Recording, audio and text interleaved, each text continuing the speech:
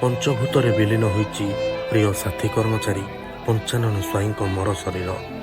ପଞ୍ଚାନନ ଜଣେ ମେଳାପୀ, ପରୋପକାରୀ ଆଉ ସଂଘୀୟ କାର୍ଯ୍ୟରେ ସର୍ବଦା ନିୟୋଜିତ ରହୁଥିବା ବ୍ୟକ୍ତିତ୍ୱ ଥିଲେ।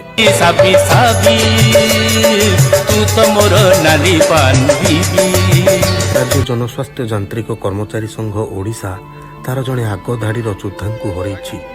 ଆଉ ଏଥିଲାଗି ସମ୍ପୂର୍ଣ୍ଣ ସଂଘ ପରିବାର ମ୍ରିୟମାଣ। ପଞ୍ଚାନନଙ୍କ ଅକାଳ ବିୟୋଗ ପାଇଁ ତାଙ୍କ ପରିବାର ମଧ୍ୟ ହତବାକ୍ ହୋଇଯାଇଛନ୍ତି।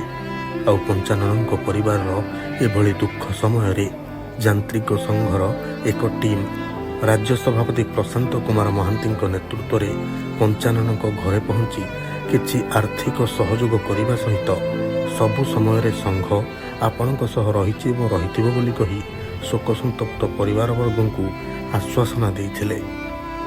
କେନ୍ଦ୍ରାପଡ଼ା ଜନସ୍ୱାସ୍ଥ୍ୟ ଉପଖଣ୍ଡର ସହକାରୀ ନିର୍ବାହୀ ଯନ୍ତ୍ରୀ ଇଞ୍ଜିନିୟର ଧୀରେନ୍ଦ୍ର କୁମାର ପାତ୍ର, ପଟ୍ଟାମୁଣ୍ଡେଇ ଜନସ୍ୱାସ୍ଥ୍ୟ ଅନୁଖଣ୍ଡର ସହକାରୀ ଯନ୍ତ୍ରୀ ଇଞ୍ଜିନିୟର ସୁଦାମ ଚରଣ ସାହୁ ମଧ୍ୟ ଯାନ୍ତ୍ରିକ ସଂଘ ସଭାପତିଙ୍କ ସହ ପଞ୍ଚାନନଙ୍କ ବାସଭବନରେ ପହଞ୍ଚି ତାଙ୍କ ପରିବାରବର୍ଗକୁ ସମବେଦନା ଜଣାଇବା ସହିତ କିଛି ଆର୍ଥିକ ସହଯୋଗ ମଧ୍ୟ କରିଥିଲେ।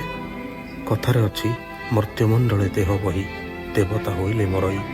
ହଁ, ମୃତ୍ୟୁ ତ ଦିନେ ନା ଦିନେ ନିଶ୍ଚୟ ଆସିବ, ହେଲେ ପଞ୍ଚାନନଙ୍କ ଏଭଳି ଅକାଳ ବିୟୋଗ ସମସ୍ତଙ୍କୁ ହତବାକ୍ କରିଛି।